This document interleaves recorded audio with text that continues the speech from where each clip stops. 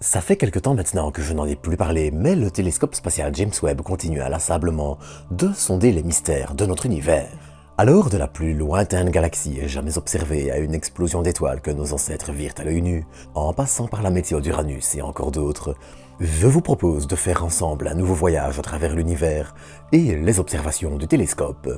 Mais avant de commencer, je tenais à rapidement vous inviter à vous abonner si vous ne l'êtes pas encore, ainsi qu'à liker, commenter et partager cet épisode. Sur ce, bienvenue à vous pour une nouvelle dose d'espace.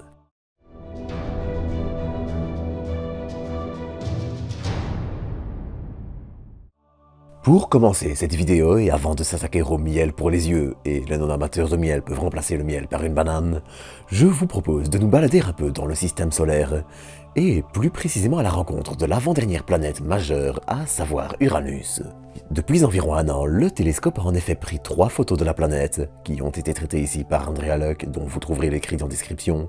Et ces images, en plus de nous révéler les assez discrets anneaux de la planète, comparés à ceux de Saturne en tout cas, sont aussi de précieux outils pour comprendre la météo de ces planètes. Car si les atmosphères de géantes gazeuses telles que Jupiter ou Saturne sont déjà de petits casse-têtes, il ne faut pas oublier que ces 2 premières planètes ont été énormément visitées comparées à Uranus et Neptune, qui ont seulement eu droit à un survol de Voyager 1 et restent encore bien plus mystérieuses. De plus, leur taille intermédiaire entre les planètes rocheuses et géantes gazeuses, en plus du froid relativement important qui règne aux confins du système solaire, en font des sujets d'études particulièrement passionnants. Mais il n'y a pas qu'Uranus qui allait être intéressante ces derniers temps. On allait en effet avoir la confirmation que le télescope a découvert une nouvelle galaxie battant le record de la plus distante. Et pour rappel, puisque la lumière a une vitesse limitée à environ 300 000 km par seconde, plus on voit loin dans l'espace, plus on remonte dans le temps. La galaxie observée ici est donc située à environ 13,6 milliards d'années-lumière de nous, et est donc âgée de seulement quelques 300 millions d'années après le Big Bang. Et ces observations, j'en ai déjà parlé, sont extrêmement importantes pour comprendre la formation de l'univers, son expansion, la formation des premières galaxies et encore bien d'autres aspects. Grâce à Webb, on apprend par exemple que les galaxies ont mis moins de temps à se structurer que ce qui était estimé auparavant, et qu'elles étaient ainsi mieux formées et plus vite. Plus près de chez nous, dans la Voie lactée à seulement quelques 1500 années-lumière, on allait avoir droit à la publication de cette photo montrant la célèbre nébuleuse à tête de cheval, qui est un classique chez les astrophotographes amateurs. Vous la voyez ici vue par Euclide à droite, Hubble au centre et Webb à gauche. Et comme c'est une région où énormément de jeunes étoiles et d'étoiles en formation demeurent, c'est aussi l'occasion idéale pour étudier leur formation, leur interaction avec le gaz environnant, son comportement et encore bien d'autres. Mais à côté de ça, Webb allait aussi réaliser un petit exploit, un bulletin météo sur quelques jours d'une planète située à environ 280 années-lumière. Bon, là il va falloir s'y attarder un peu. Pour ça, laissez-moi vous présenter une planète répondant au doux nom de WASP-43b, aussi nommée Astrolabos. WASP-43b est une planète de type Jupiter chaud, une classe de planètes qui a parfois tendance à défier les lois de la physique, et dont je parlais dans une vidéo dédiée qui sera en écran de fin. Orbitant autour d'une étoile d'environ la moitié du Soleil en taille et en masse, elle est tellement proche de son étoile qu'elle en fait le tour en un peu plus de 19 heures. En plus de ça, alors qu'elle tourne autour de son étoile, vue dans notre système solaire, la planète est observable quasiment continuellement.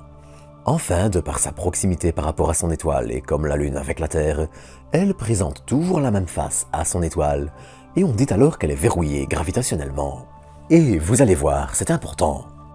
James Webb put ainsi observer la planète sur toute une rotation au moins, et surtout en observer ainsi toutes les faces. Il put ainsi, à travers différentes observations, dresser un portrait assez complet de la planète. Des nuages géants sur sa partie nuit, un ciel dégagé du côté jour, des vents de plus de 8000 km/h.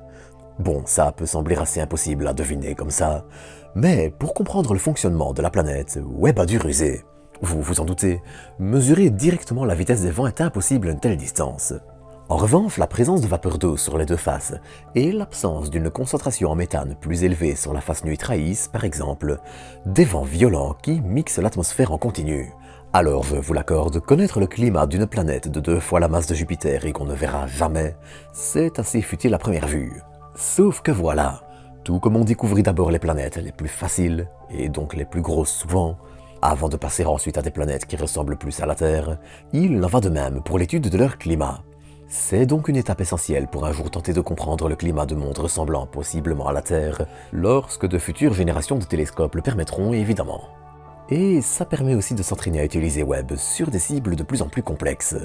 En effet, dans le même genre, le télescope allait aussi observer l'exoplanète K2-18b, une super-Terre d'environ 8 masses terrestres.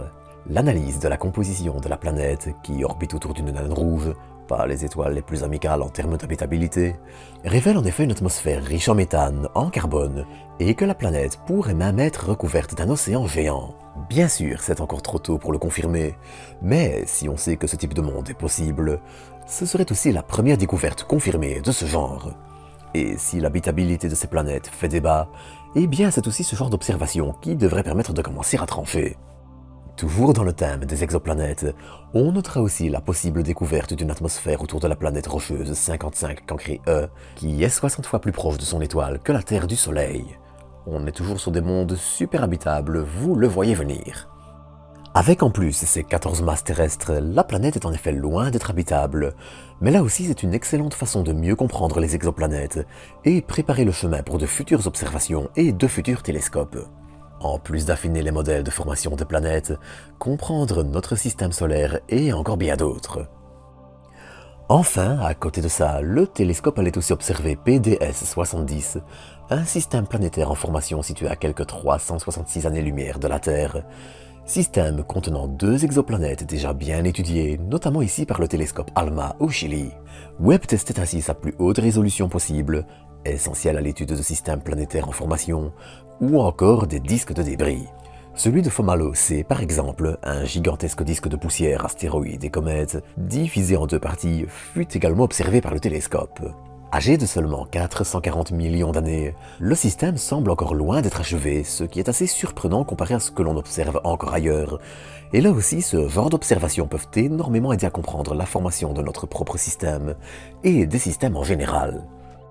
L'étoile, qui ne fait environ qu'un quart du Soleil, dispose ainsi d'un disque large de 20 unités astronomiques, soit 20 fois les 150 millions de kilomètres qui séparent la Terre du Soleil.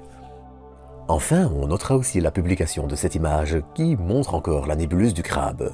Bon, il y en avait déjà eu une autre il y a quelques mois, mais comme c'est une cible d'intérêt, eh bien, c'est toujours ça de prix. Fruit d'une supernova qui explosa de 1054 à 1056 et fut même observée 2 jours par des astronomes chinois, la nébuleuse est une magnifique fenêtre sur la mort des étoiles, d'autant plus que sa petite distance d'à peine 6000 années-lumière en font une cible de choix. Le télescope continue ainsi d'étudier le comportement de la poussière laissée par l'étoile et le cadavre de l'étoile, qui est maintenant une sorte de cœur ferreux. Car en effet, la nébuleuse du Crabe est le fruit d'une supernova relativement peu énergétique, ce qui est rare, et elle est aussi une fenêtre unique sur ce phénomène qui est encore mal connu. Mais ça, je crois que j'en reparlerai encore bientôt. D'ici là, eh bien, je vous retrouve dans quelques jours pour une nouvelle dose d'espace.